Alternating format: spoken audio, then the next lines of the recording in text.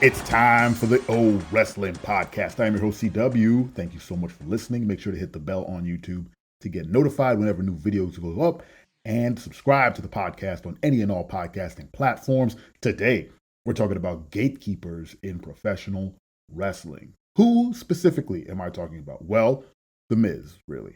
I did a whole episode on The Miz, the Miz appreciation episode. Maybe I'll put that out tomorrow. It's just sitting on my hard drive. But I wanted to jump ahead of that and talk about kind of his position in the card. I was going to say these days, but just in general. And then let's talk about, some other people who kind of do what he does. And I don't know if anyone else does what he does. The Miz, for the past 9 months, it seems since Triple H picked up creative, The Miz has been responsible for gatekeeping within WWE. Any and all NXT Triple H guys and gals who come through the doors seem to pass by The Miz first to almost get, a stamp of approval. I don't know what the deal is. The Miz is a professional. The man is a vet now. He is he's one of the I'm sure he's one of the locker room leaders, regardless of what people might say. He's been there, almost 20 years now. He's in the trenches there. And it's strange. Like, think back to when Johnny Gargano came back, Dexter Lumis, Bronson Reed, Candice LeRae, what is that guy's name? Rick Boogs. Like, all these people, well, Rick Boogs is not new, but he's returning from a very lengthy hiatus from injury, and all these people passed through The Miz. I threw in Candice LeRae because she's attached to Johnny Gargano, and their whole Gargano, Lumis, Miz sort of dust up had her sort of on the outset, like she was kind of on the outside looking in, but they were all pretty much in the same boat. But when Rick Boogs came back, let me back up one. When Bronson Reed came back as like the hitter for The Miz in the Dexter Lumis angle, which I think we can safely and thankfully say that's over completely now, thankfully. But when he brought in Bronson Reed as like the hitman to take out Dexter Lumis, and everyone was like, "Whoa, he brought in Bronson Reed now." And then the week after, Bronson was like, "No, I'm not with him. He paid me to come and do this, so I'm gonna go do my thing now."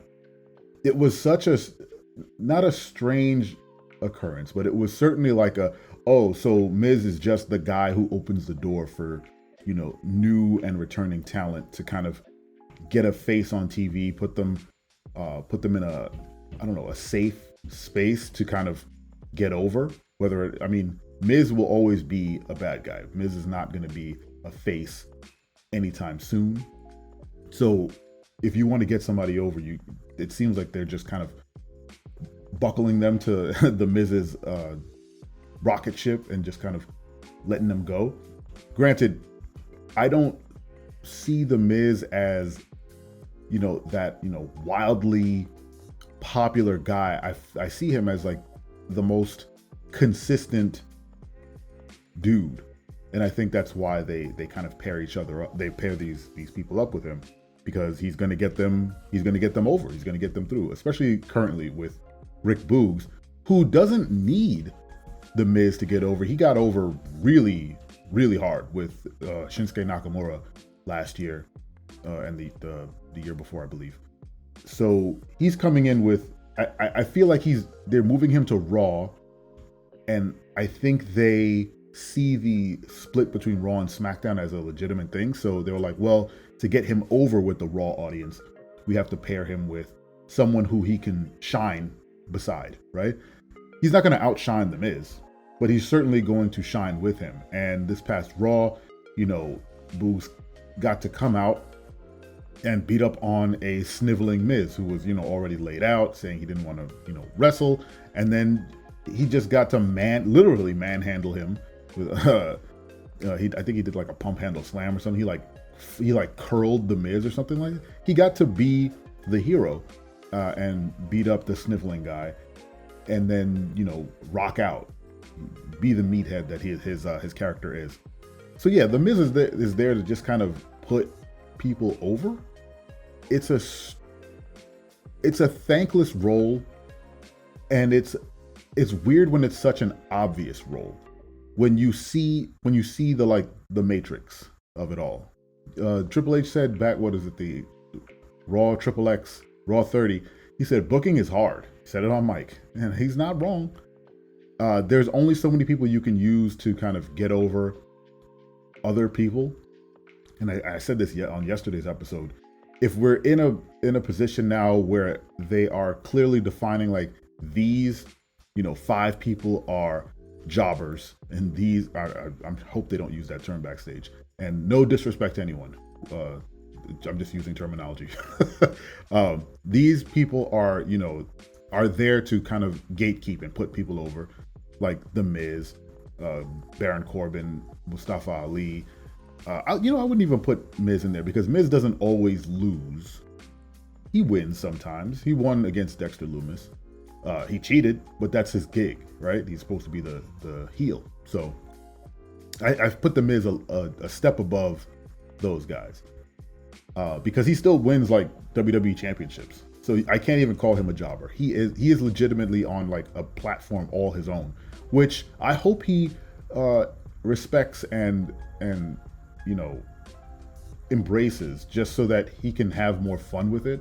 If he's like, yeah, I'll be that guy, and every once in a while they'll chuck the WWE title on me for a week and a half before I do my job for someone else, that's awesome. You get rewarded like that. I think that's kind of what they do. They're like, here, you have like a year and a half worth of putting over these new talent, or getting over this old talent, or getting Seth Rollins over, whatever the case may be, and then we'll just strap the belt to you for a while, and then you'll do the job again, but you'll just rack up those wins and get that pedigree. But yeah, if we're in that current state of pro wrestling in WWE, where yes, we are currently defining who is just going to take L's, and then who is kind of in the middle, where they're not 50-50, but they are certainly putting over other people, new people who are coming in to kind of flesh out the roster. And then there are the top personalities. And I think I mentioned before, yesterday, chatting with Dad's First Time, shout out Dad's First Time, twitch.tv/Dad's First Time. It's an old school mentality when you have that clear definition of like local talent and, people way down the card who are there to boost the win record of the people at the top. And then there's like the middle ground where they're like battling for the titles, like the Intercontinental title, back in the day, European title, all that stuff. And then there are the top guys and gals who are, always in the championship picture. It's harder these days to have that clear definition because everybody has fans. Everyone's a superstar. That's their whole shtick. There are no more like quote unquote jobbers, but it feels like they're kind of getting back to that a little bit with some people, I would say, some people. And now that, and I mentioned this yesterday too, now that, someone, the team like Alpha Academy, who is a fantastic team and who take way too many L's for how good they are, and the Maximum Male Models, who take a whole bunch of L's for I don't know how good they are. They never win, so I wouldn't know. But they're pairing them up for like this comedy angle, I think. And hopefully Alpha Academy gets to take a step above those guys and get over a little bit with the Maximum Male Models, because they have, outside of their their online vignettes, I don't see them doing crazy stuff. Anyway, what do you guys think of The Miz gatekeeping, and who else is a gatekeeper in WWE or any other professional wrestling faction? Let me know. Get in the comments. Thank you so much for listening. Make sure to subscribe, tell a friend, tell your mom, tell everybody about this wonderfully short wrestling podcast. And don't forget, I'm your friend, but if I ever see you in the ring, I can beat you. Don't you know? Yeah, yeah, yeah.